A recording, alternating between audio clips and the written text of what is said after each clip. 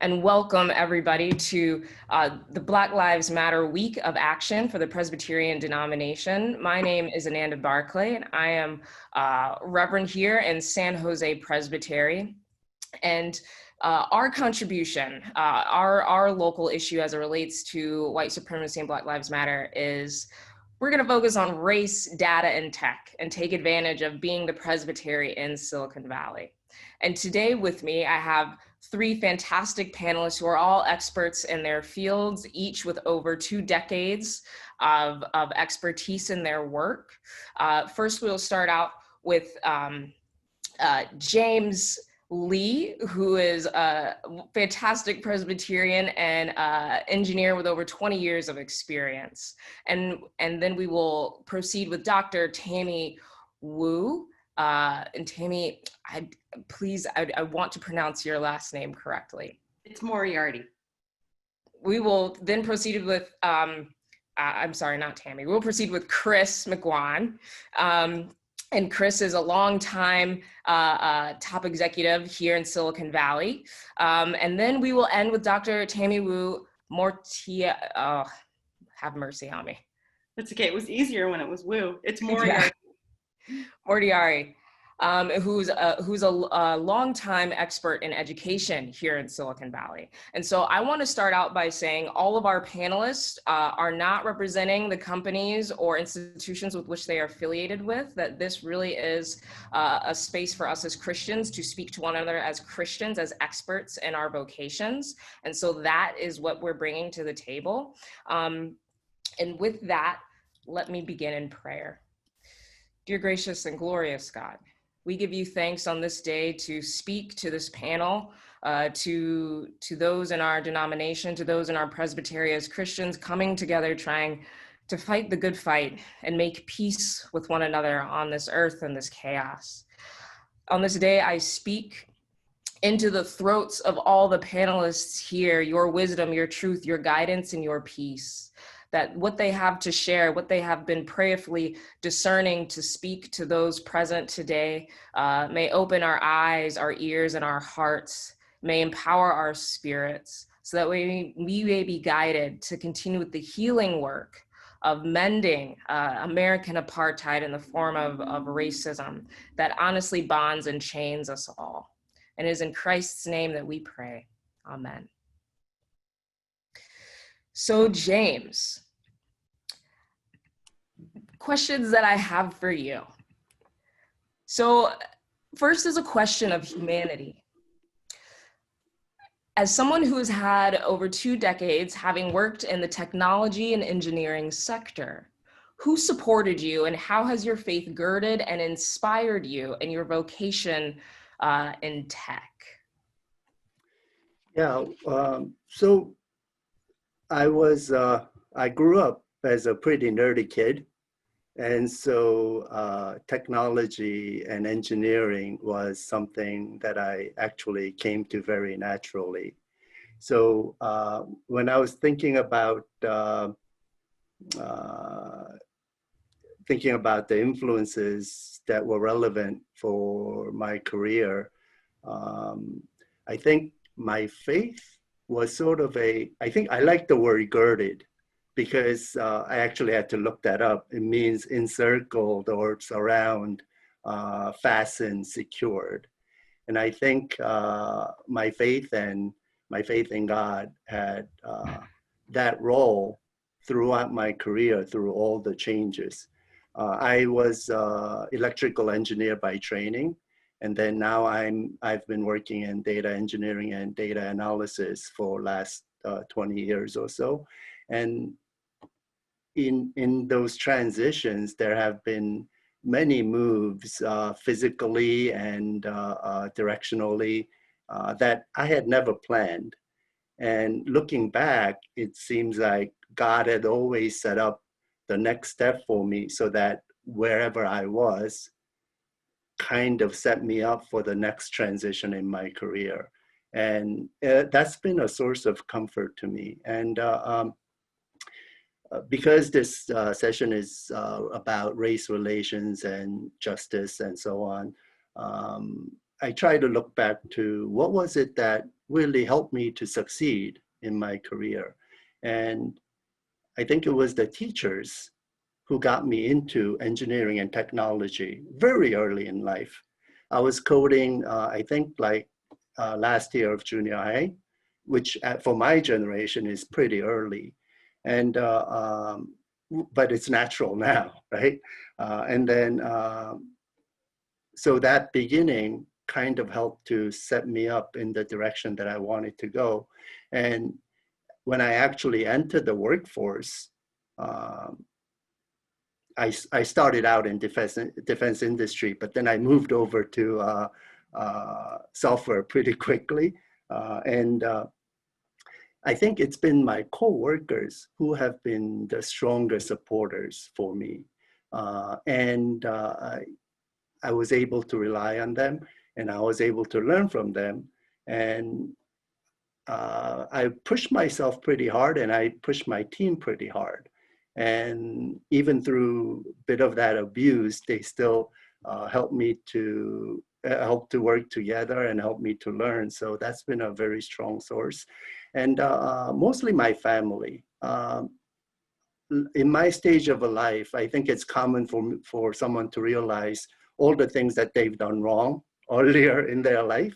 And one of the things that I've recognized lately is that I was very abusive to my family. Not in that I went around beating them, but abusive as in the way we understand the word oppressive, right? And so I'm finally coming around to that. And as I recognize those issues where, because of my selfishness and for my emphasis on how I wanted to succeed with my job, I sacrificed greatly in terms of caring for my family and being with them at critical times.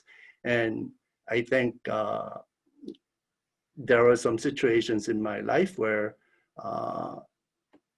I had to think that God had put me there so that I can learn what it was like to be on the other side of the abuse.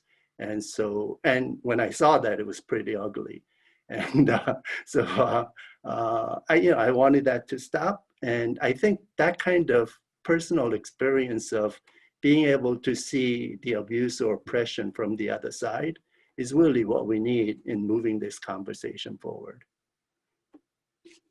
Thank you so much, Chris. I very much appreciate the fact that and honor the fact that you shared something so vulnerable, and the reality that when we talk about systems of white supremacy that oppress us all in different ways, that it is a system of abuse. And to know that abuse is something embodied. And so thank you for sharing. And I don't take that lightly. And in the midst of this, the second question I have is one of a question of crisis. And I think it is very clear as we're here to talk about Black Lives Matter, and I am the only Black person on this panel. I think it speaks to the crisis overall in Silicon Valley that is mostly related to real estate and how we've governed our real estate, that I'm the only Black person on this panel. And also that I'm the only Black person in San Jose, or Black pastor in San Jose Presbytery. And so for those of you who are watching and wondering why is that the case, it's because we're working with what we've got, and what we've got is great people, right? And that this is part of the reality of what we're facing when we talk about race, data, and tech. And this is what we have in many of our presbyteries. I don't think Presbytery of San Jose is actually unique in the lack of diversity of Black and brown peoples, right? And so I think, how do we speak into that? So this is a part of that. And so James, the question of crisis for you is, I introduced a framework for you, I lobbed you one called design justice. And design justice is a framework that asks whether affordances of a design object or system can disproportionately reduce opportunities for already oppressed groups of people while enhancing the life opportunities of dominant groups, independently of whether designers intend this outcome. So for you as a programmer, as an engineer, and as a Christian of color in tech, Has the lack of Brown, Latinx, and Indigenous individuals impacted you at all, socially, spiritually, emotionally? And do you believe that design justice is possible? So to answer your question in reverse, I absolutely believe, as a person of faith, led by the Holy Spirit, that we can do all things in Christ, and that we can do design justice, even with all the difficulties that comes with it. I'm new to the term design justice, like a lot of these other new terms that are recently coming up as we pay attention to Black Lives Matter. But the way I understand it, I have difficulty dealing with multisyllabic words, so I try to dumb them down for myself. So the affordance, I think affordance of a design justice or a system, design system, would be how a system would end up behaving regardless of intent. And there were two moments in my life where that became kind of crystal clear. One is, everybody's seen the George Floyd videos. And for a lot of people of Asian background, Korean background, I'm Korean, that was a very moving moment for us. And when I watched that video and forced myself to watch it for the many minutes, I was shocked, I was surprised, I was starting to become angry. And at the end, what I realized was I wasn't scared. And that surprised me. Like, why should I not be scared when somebody's life was taken away in front of our eyes? And I realized I wasn't scared because I didn't think, even after watching that could happen to me. And a lot of our people from Korean and Asian background, especially the younger generation, are coming to that realization that whether we vocalize that or not, whether we admitted it or not, we said, I'm not white, I'm not Black, I'm just going to fend for myself, leverage the system, and try to find a way to succeed. Because I don't have enough capacity in my spirit to care about the marginalized people. And that's a hard thing to say and hard thing to admit. It's a hard thing for our younger generation Asians to talk to their parents and grandparents about. But that's the thing that's happening. And so that was a big moment for me, recognizing that I am one of the privileged in that I'm not extraordinarily wealthy or well off, privileged in that I don't have to be scared about having an interaction with a system where the affordance was that a person's life could be taken away for no good reason. And we're seeing multiple instances of that. So of course, the framework of design justice is being validated with all of these events. And I can tell you from technology point of view, we design systems with very limited view of what we're trying to accomplish. Like Mark Zuckerberg is famous saying, break things and move fast, right? And that means you just get something working and see what happens, and then you try to figure it out. And that's not a bad approach to get things working and released, but it's not a great approach if you're thinking about the strategic end goal of what you're trying to accomplish and how you want to change the world.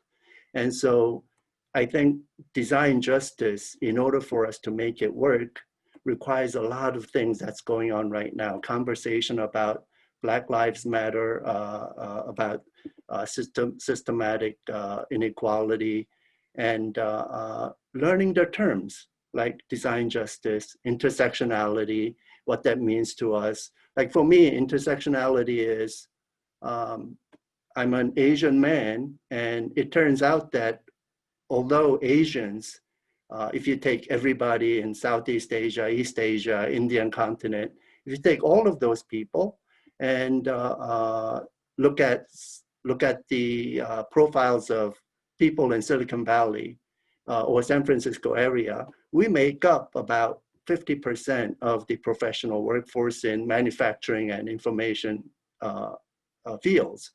But we only make up a substantially smaller percentage of management and executive roles. And of course, for Blacks and Latinos and other minorities who are less represented, their rates are even less. So what's significant about those things from the data point of view, since I'm supposed to represent that a little bit, is people are measuring these things. So management index, executive index.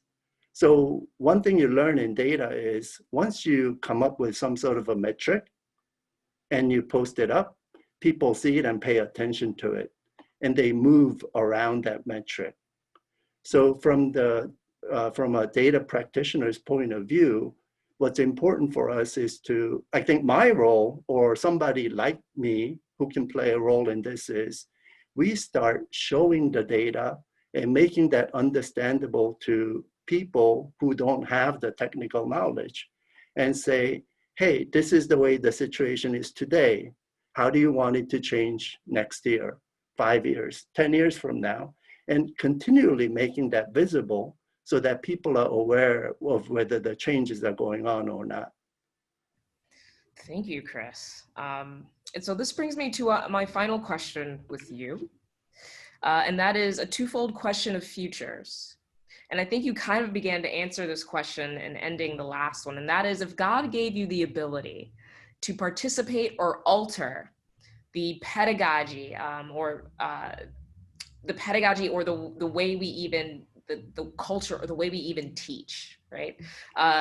Design thinking and the tech circles in which you participate, what structural strategies and spiritual disciplines would you implement and why?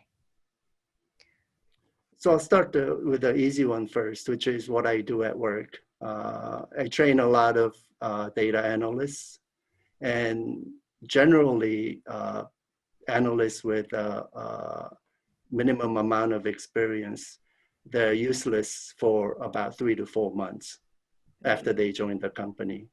And during those 3 to 4 months, they learn about the business domain, but they also, if they're working with me, they learn about data design and how to have integrity in data. And one of the issues with achieving design justice is that a lot of the things that are happening, machine learning, AI, they are based on models that use data. And what I tell the young analysts is, I don't care about fancy techniques. I don't care about pretty charts. You have to know your data, where it came from, and why it's valid. And that's going to be the premise that's going to serve design justice well in terms of machine learning and AI becoming more and more prevalent part of our lives. And because if you don't have the right set of data, you've all seen these in like New York Times and Atlantic, you're gonna have biased models that provide skewed results for different sets of population. And so I think there's two things. One is just understanding that not all data is same, not all data has integrity, and just making sure you're working with the right sets of data. And then as these machine learning and AI systems do more and more important things, teaching people like me and younger engineers about ethics, philosophy of how these systems should make those decisions, right? So that when they hear intersectionality, it's like, what's that? Maybe that's not the word that's going to stick around forever, but they need to at least have a common vocabulary, right? So I think one thing that I learned at working as an analyst is that you need to have a common vocabulary with your business people. Otherwise, they don't know what to ask for, and I don't know what to provide. And it's the same thing. Design justice is, in a way, participatory design, which is already in vogue around San Francisco area. You get the end users in, do focus groups, and get them to participate, right? And the gross example of design justice ending up behaving in a way that you didn't want to was the George Floyd case and the more recent murder that we saw just a few days ago. Like, if you brought people from the community in and as part of defunding or reallocating police assets and budgets, those people should be involved in saying, hey, this should have happened this way, not the way it went down in the video, right? So, I think these are all things that we know. And to get to the spiritual side, I think I'm talking way too much now. My job to moderate, but you're good. But yes, about a minute. Okay. So my quiet reading times this week has been from the Book of Romans, and I think I just earmarked it so I wouldn't lose it. Let me just try to find it. It's the part where it's from Romans chapter 12. And Apostle Paul says, be transformed by the renewing of your mind. And I think that's what we need as Christians. And Apostle Paul says one other thing. He speaks to the Jews and the Gentiles, and he tells the Jews, don't think of yourself so highly just because you believe you're the chosen people. And myself, the white America, we are very susceptible to thinking we're the chosen people and that we are somehow superior to other people who have not achieved the same level of success. And so I think Apostle Paul's message is very relevant today. We're we're members of the same body, and we need the Holy Spirit to come within us to transform our mind and lead us to do the right things, have the right discussions, and make the right decisions so that something like design justice would be a possibility in our lifetimes. James, thank you so much. I think for those who aren't inundated in this tech bubble in which we live, I believe what you shared with us today on the spiritual, personal, emotional, and professional level, I think is helpful for folks to understand. And before I transition to Chris, I also want to keep in mind that biblically, if we go into the book of Revelation, since folks are talking about it these days with everything going on in the world, and we hear about the spirit of the Antichrist, our evangelical siblings have one definition, but a classical Presbyterian Protestant teaching would be that the Antichrist translates into literally its name, the spirit that comes in the name of Christ, but actually is antithetical to the teachings of Christ. And that is the Antichrist. And so when we think about Christianity these days, oftentimes being associated with colonialism, oftentimes being associated with co-opting with end-stage capitalism and all of these things. And there was a panel discussion earlier this week by the denomination by headquarters that talked about how the Presbyterian Church conservatively, 30% of its members and its institutions own slaves. And then that's a conservative number. And so when we think about that, we think about the church's participation in the spirit, which is called the Antichrist, right? And that in many ways, the work that we're doing right now and what we are naming, the Bible tells us in order to get control of a spirit, you have to have its name, which in many ways, if you look at Moses, when Moses asks God, what is your name? God just says, I am, right? Which I think is a very powerful moment. God, if you notice, God never gives God's name fully.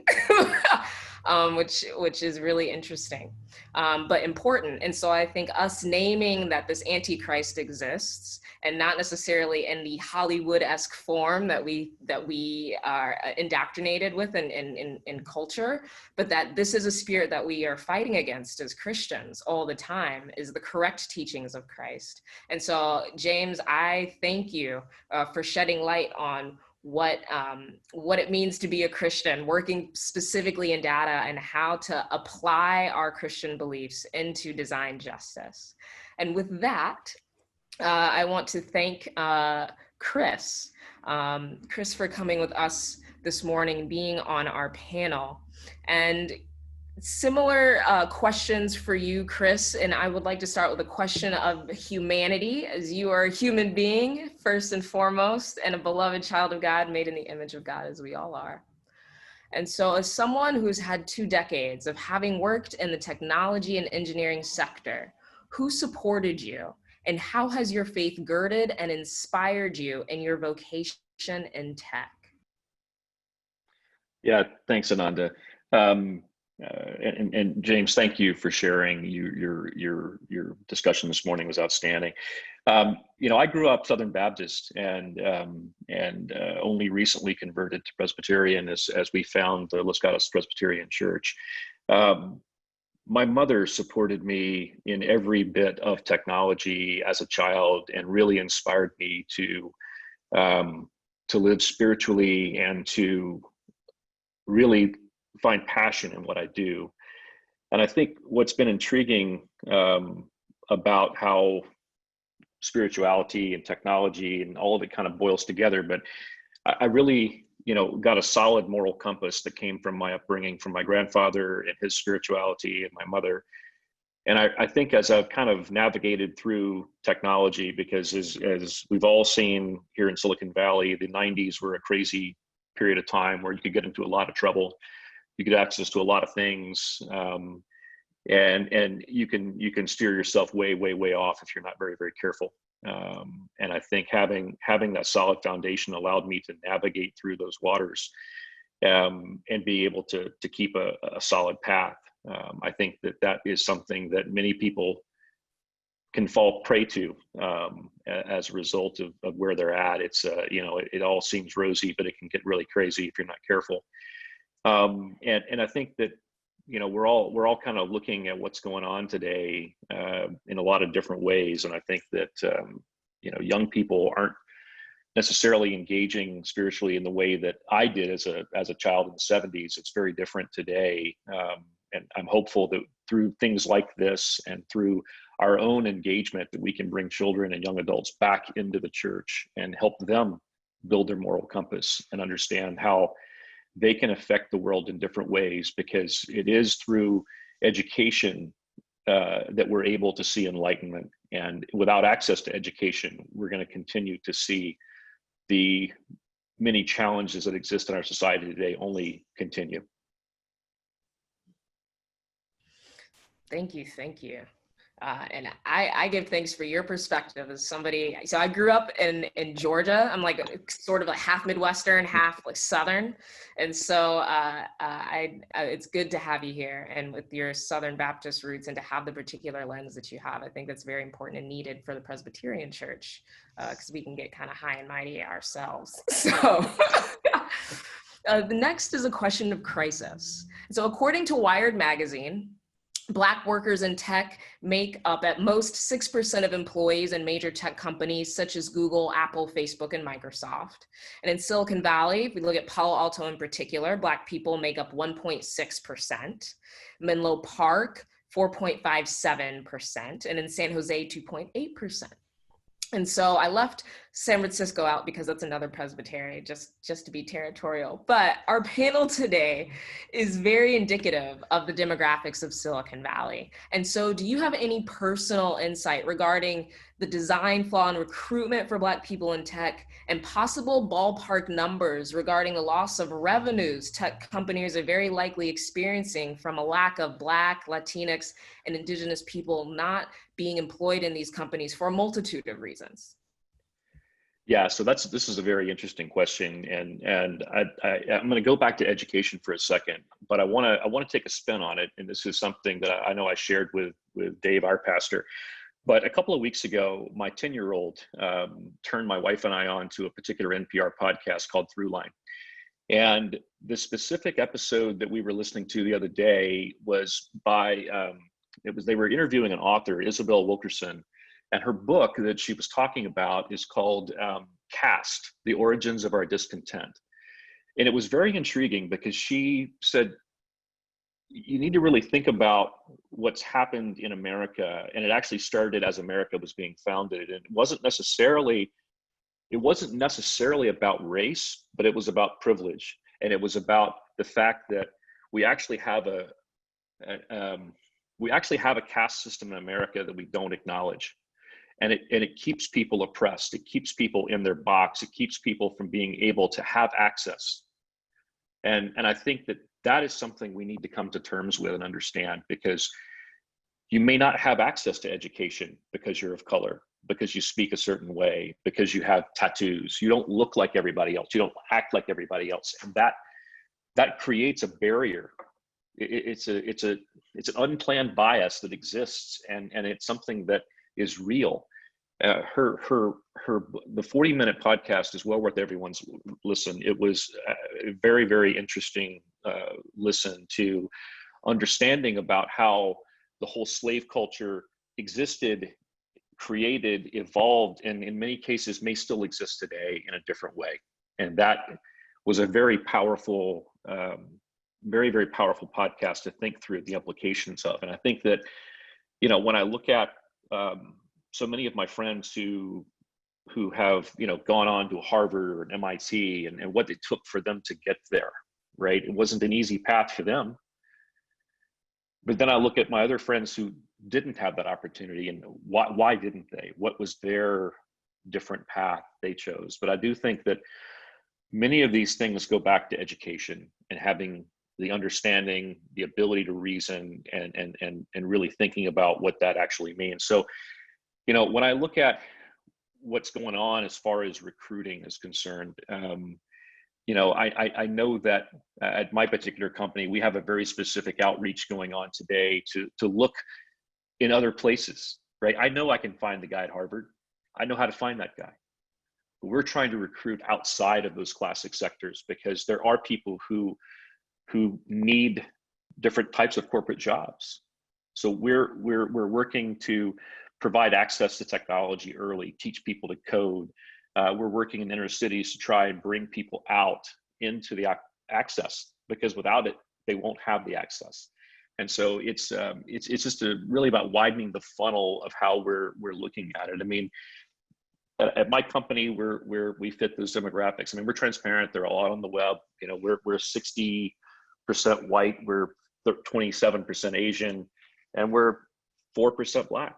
It is a reality of where those things stand, and it is unfortunate that we don't have the opportunities. But I do think it comes back to having people having access to education, to being able to get into that particular spot. And I'm going to go back to that podcast. It was really, really, really hard hitting when you really think about the reaction, because I do think that it does describe our society in creating the tiers and the thresholds that exist in American society today. And it goes back to the very founding of the country. Yes, it does. Thank you for that. Yeah, all of these things are chickens that are coming home to roost by design from a long time ago. And finally, my twofold question of futures for you, Chris, is if God gave you the ability to close this gap, It sounds like you're already partially doing it, but now this is the fantasy dream big, because for all of these twofold question of futures, for those of you who are watching, I want you to pray this future in existence. If God gave you the ability to close this gap of low Black, Latinx, and Indigenous recruitment in big tech, what additional structural strategies and personal spiritual disciplines would you implement, and why? And in what ways would they bring you joy and satisfaction spiritually and emotionally? And folks, listen in on his response, because I really do want his response to be a prayer request that you support in prayer. Thanks. I'm gonna reference back to James's comment on Romans 12. You got me. I was hoping I'd be the only one that would mention Romans 12 today, but I do think that one body in Christ is important, and especially when we're talking about the church and equality and people who need to live in harmony together. And I would encourage folks to go back and really read Romans 12 and think about its implications. It's pretty important. In fact, one of our friends wrote a book just recently called Living on the Edge, and it's specifically about Romans 12, and something else to think about when you're looking at the world today, and how would you change its design. I really think that we need to look at our young adults and our children and really think about, because they're going to be the ones that affect the next wave of change for us in this society. Really figuring out how to bring them into the conversation of spirituality and Christianity. And I think that that's something that we probably, we as parishioners here are already on that particular path, but how we share that outside of this particular group of people is important. To reference this, another book that I think is an important one. In fact, our pastor David gave me a copy of it. It's called Mere Science and Christian Faith by Greg Kutsana. And that's kind of cool in that it really talks about, to young adults, about how to connect the Bible and science. And as we're talking about tech, I think that's an important piece of it, because we as scientists or technologists often are binary. We tend to think of things as zeros and ones. I write software, I build hardware. It's either on or off. It's kind of how we work. And so then how do you connect the deltas between what you read in the Bible and what is happening in the world around you? And how do you figure out what that really means? Because how could it be this way if you know that in technology it works this way? And so that particular book kind of dives into the disparities between what we read and what we intrinsically know as a scientist. And I think that that's, again, back to my education comment, I really feel strongly about this, is that we only learn, we only change by learning. And the ability for us to affect the future is our ability to teach people the realities and to be able to see. And I think that that's a real hard problem for many people today. I think, James, you mentioned it earlier. We don't realize our privilege in many cases, and it's very, very unfortunate that we don't. But you don't realize that growing up white in America, you don't have to have the talk, you don't have to be afraid, and so many of our people here in America don't have that luxury, and it's very, very unfair. I don't get afraid when I see a police officer, but I know way too many Black people do. And it's not right. Our system is set up for failure today. And we have to think and act differently if we're going to change the fate of this nation. Thank you so much, Chris. I think those are powerful words to end on, and I appreciate, as James talked about overall family, and you talking about youth, and both of you all talking about education.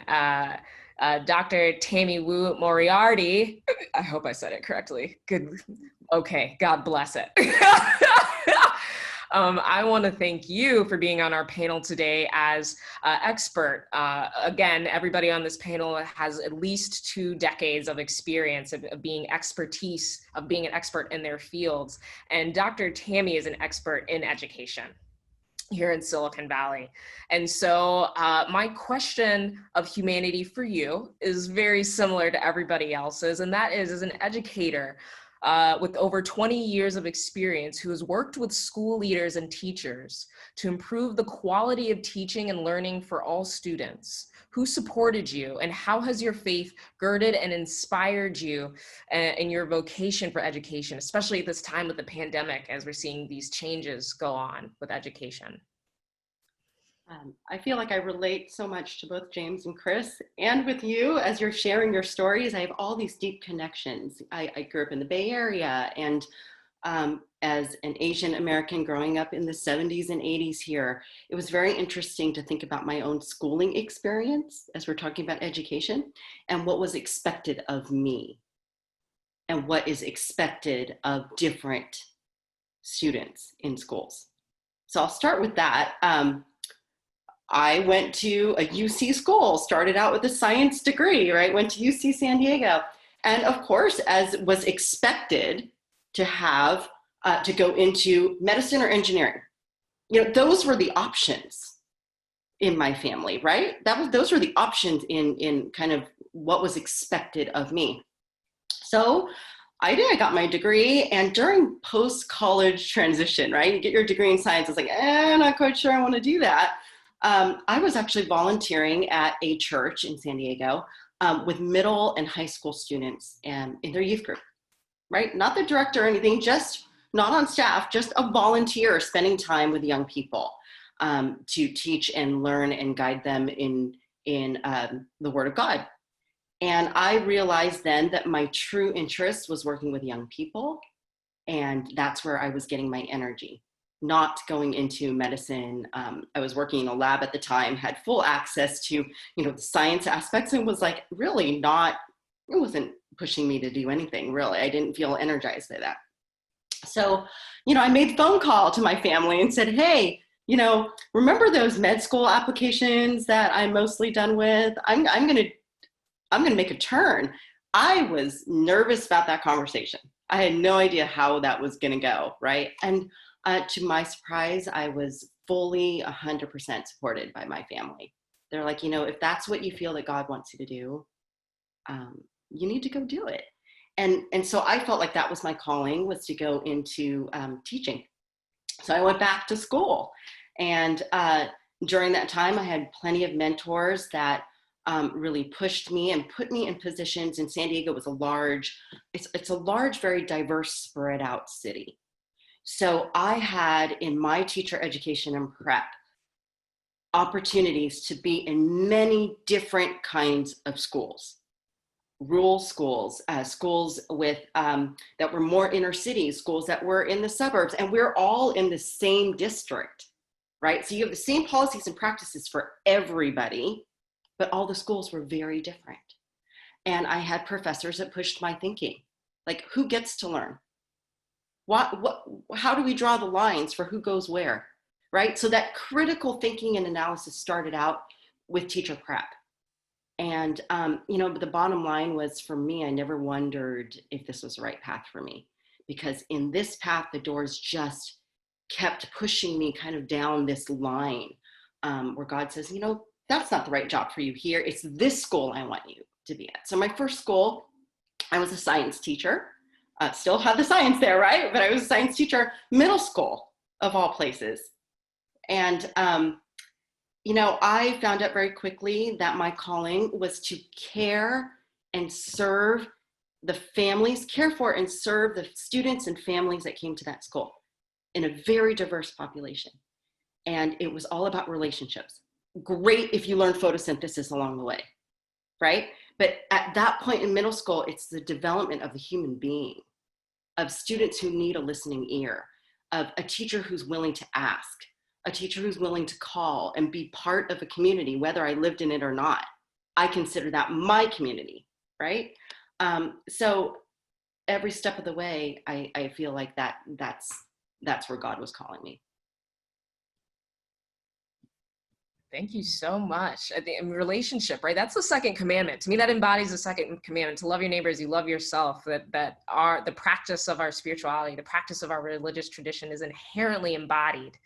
It is behavioral. So So my question of crisis for you is, given your vocation, you have a unique witness to the gaps in technological access between Black, Brown, and Indigenous students and students who are white or considered model minorities within certain communities. So what is a brief history, policy, or behavioral patterns, whichever you choose, which they kind of blend, but how the racialized inequalities of our public K through 12 education systems came about? Ooh, that is a loaded question, right? That is a loaded question with a super long history, right? And the history itself could take about at least a week to unpack. But schools were set up historically. If you even do a Google search and do the historical timeline of schooling in the United States, just do that. And you look at websites like Race Forward or National Equity Project in Oakland, there's actually a timeline that you could follow. Schools were separate, we know that, separate but equal, right? Back in the 1800s. And then there was, everything was unequal about it. And then, of course, then through time, we have different policies that says, Brown versus Board of Education, 1950s was really not that long ago.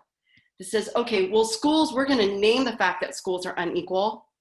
So we must, integrate our schools. That was in 1954, even though we said it, not a whole lot of people did it, right? So then in 1957, right, we order schools.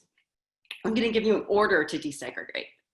Okay, within the schools, what's happening, right? We see movies about the experiences of that. It's, fast forward many, many years, 1990s, we think about it, who gets to go to which schools? So, some of the things you can tell I'm really passionate about it because this is what I do every day. This is what I think of every day. So there's gaps in schooling at all levels. Let me give some examples. We tackle these issues, but they continue to exist. So, like I said, who gets to go where? Where's the most teacher turnover? You can look at the statistics. That data will tell you, right? Where there's the most teacher turnover. Who gets the teachers with the most experience? Who gets the best teachers? Which schools have the most resources? So if they're publicly funded, you get X amount of limited resources. Which schools have foundations that could supplement that? Where does that foundation money come from, right? So you can kind of unpack the layers of inequity that are happening. And then within that, how do we schedule students? What classes do they get to take? Okay, Asian American, if I was not in that advanced math class, they would question why and double check, right? I'm gonna automatically, just by looking at me, they're gonna say, you should be in an advanced math class. Already my outcome is better, right? Tell me if that is true for our Black students, for our Brown students. Is that true, right? Look at our discipline data. Who gets sent out of class for talking too much? Do we spend the time to figure out students' backgrounds and ways of being, to know what's acceptable about talking and expressiveness at home or in school? What do we punish? What do we honor in schools, right? So if we think about that, I'm not blaming, I'm just naming, right? I'm just naming that there's a lot of work to do, both personally and institutionally. So when I get to, should I keep going with the technology part? I think I'll do it unless you stop me. So what about technology? So the issue of, keep going? Okay. The issue of access is yes, right? Like who gets it? Who has laptops and iPads, high-speed internet? So that's kind of a technical issue, right? Like schools are passing out things, right? We're distributing the technology students need to. And even a lot over the summer, we have lots of people and companies that are wonderful, generous companies that are saying, here, we're gonna help you with that. So that only takes care of kind of, the tip of the iceberg. Like who gets the stuff, right? We can hand out internet hotspots. The inequities go much deeper if you go underneath. right? The iceberg. What are our expectations? I'll give you an example of technology, video conferencing, Zoom conference, classes in Zoom. We put in rules like, you have to show your background. How do students who share a room with possibly multiple family members or don't have a quiet space to work, or doesn't want to show you where they live because it doesn't look like where you live, right? But we're requiring students to show their backgrounds, right? And then when they take themselves off because they don't want to show you, what do we say about, oh, that student doesn't want to participate. That student's not engaging, right? So it's the assumptions that we make about, we mean the best. When we say, no, I want to see your face, I want to be in relationship with you, the student has to feel that the teacher really truly wants to be in relationship. And how do we establish that? So that they are okay with showing you their background, right? But if I just met you on day one, why would I show you everything about my house? Other assumptions. We might make assumptions based on what people look like or what they sound like or what they dress like about what they need. So, oh, we think you need materials. We think you need. I have a great example. My children's, I have a third and fourth grade girls, and they had to pick up their Chromebooks and their materials before school started. And we get there, and my district did not ask me if I needed materials. They said, your child's in third grade, here's your stuff. I went home and I thought, why does that strike me as why did that feel good? Whether or not I needed those things, I didn't have to be embarrassed to tell somebody whether or not I needed something. I was never put in a position where I felt less than for that. There was something about my dignity, right? And so I think about, the assumptions we make about people because of what they look like or what they sound like. I also think that, with technology right now, all the kids are at home, and most of them, and they're learning through this distance learning. And we're saying, wow, the inequities that have always been in school is now just really highlighted. Not just in terms of access, like who has the computer, because now everybody has a computer, right? School gave everybody the same thing. It is the teaching practices that were never, that we have to really think about. Like, if the student wasn't engaged, is not engaging here distance-wise, chances are they were probably not engaging in person. It's just way easier to hide that. You don't see it. So using teaching practices that pay attention to students and learning in more different and intentional ways is what we're doing. I know I gave you a lot there. I gave you a lot in the question. I'm deeply appreciative because what you're going into, Tammy, is the nuance of the complexity of how discrimination, obviously the topic is racialized, but also the link between socioeconomics and assumptions play a role. And I think, oftentimes we talk about white supremacy or racism in the United States, American apartheid, we think about it in the overt forms and not like the ambient, covert ways in which it operates, which is really, to me, the majority of it is ambient and covert and nuanced. And again, it impacts us all, and it creates, what scholars call moral injury. Right, it is a literal injuring of our souls, our spirits, our values, because we're all in some ways complicit and forced to participate in these systems. And so, to me, being a Christian and us having these conversations that we're having today speaks to these moral injuries, right? And again, names these unhealthy systems.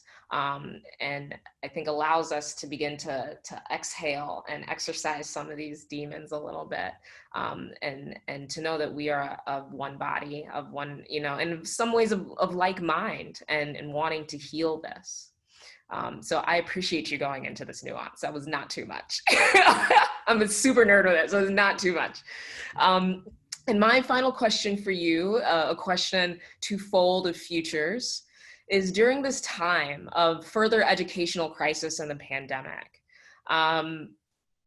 how would you continue to further access for Black and Brown students, whether it relates to technology such as the internet, laptops, smartphones, which you've talked about already, but how would you begin to narrow the perpetuated racialized gaps in education? And if God gave you the ability to close that gap, what structural strategies and personal spiritual disciplines would you implement and why? Again, not a very surface level question, right? It goes deep. I think that for me, when I think about technology, there's certainly constraints, right? Like if we want to send our kids to school and we're doing this, but when we think about technology, I have started to shift and reframe when working with school leaders and teachers about what are the opportunities that this moment in time can give us in the ways that we work with students, and particularly with our Black students and with students who are systematically oppressed, right? So, actual physical access is a technical challenge, right? That's about matter of funding. The adaptive challenge is about that racialized gap. There's deeper work that needs to be done. From the Christian perspective, the ways that, in my 20s when I started teaching, I just went to the heart. Why does God want me here, right? What am I doing? Seeing other people as God's beautiful creation and wanting to be in relationship, right? That means everything. Noticing and bringing out the beautiful human beings that walk into class every day. Their ways of talking, their ways of expressing, not just the different foods, right? We have like cultural fairs, not just that, like really, truly bringing out and then saying, you're honored here, you're welcomed, you're honored, and you're accepted, not just against the normalized white, right? When Chris said, like everybody else, right? I was thinking, when I was in kindergarten, I realized very quickly that like everybody else meant something. So, it's interesting, who's the else in that conversation? So, thinking about at where I work in my center, we think about these equity principles. How do we bring out prior knowledge? How do we bring the content in our classrooms to life for students in a way that they can relate to it, right? And is my classroom culture embracing them for that learning? Being really, really mindful of ourselves and our biases, our systems, and not being afraid to name the inequities and structures that are oppressive. Always having that lens. Is this for all kids? Who is this hurting? Who's gaining from this? Who's not? When we make our either large policies or even just school-based policies or even classroom policies. And then really, really being humble and doing the work ourselves, right? Like really doing the deep work, re-examining all the time, always questioning and being willing to learn. I work with a group of teachers of color affinity group that I support. What do you need from me that the institution I work for can help support you on, right? Using my resources so that you can do the work that you know more about. Now, I'm not going to do the work because if you're right, I'm not going to tell you what to do, but I'm going to do my own work to learn about what I need to do. And I'm going to support you in every way that I can. So the verse that comes from for me is a different verse. It would be really funny if we were all at the same verse. It's in Micah, to act justly, to love mercy, and walk humbly with your God, right? Very simple, right? What does God call for us? And, for me, to act justly, just do what is right and what's just. Question that. And to care and love and just be really humble. When you call me doctor, it's really strange. I never use doctor in my title, like ever. right? That was just like, it feels strange. Like it's to be like, I'm going to come into this with humility and know that every student is going to teach me something as much as I'm going to teach that student something. Yes, thank you, Tammy. I appreciate all the wisdom and the insight and the witness that was shared by each and every one of you, Tammy, Chris, and James. And I give you thanks for co-creating this ministry space, the sacred space, as it relates to race, data, and technology, and who we as Christians in Silicon Valley are called to be and to act on this time, at this time. And it is my request that everyone here pray for one another and the work that they do, and that those who are witnessing and watching this, whether live or the broadcast to the broader denomination later today, that you also pray on behalf of us here in Silicon Valley and the work specifically that Chris, Tammy, and James are doing, because God is needed here in the Valley deeply. Especially as technologies continue to have more control over our lives in certain ways. And I don't know if some folks are familiar, but we talk about fintech and the ability for folks to purchase houses. So to this day, African Americans, only 1% to 3%. If anybody listens to the podcast Reveal, they had an episode about 1.5 years ago on redlining and the practices and policies that have prevented African Americans from purchasing homes. So about 1% to 3% still to this day of African Americans are approved for home mortgages.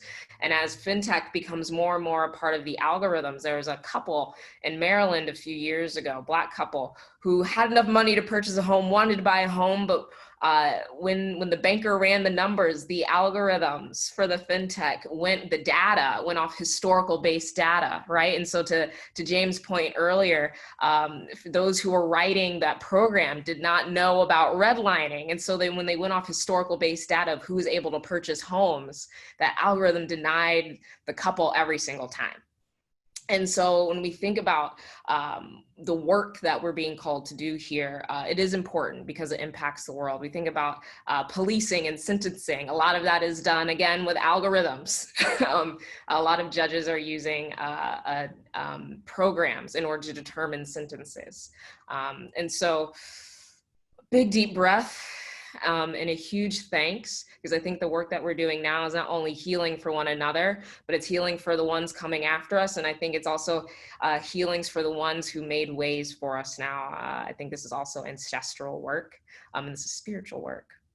And so for those of you who want to continue to follow the work here at San Jose Presbytery on behalf of the core committee, the Committee on Power and Representation, empowerment rather, and representation.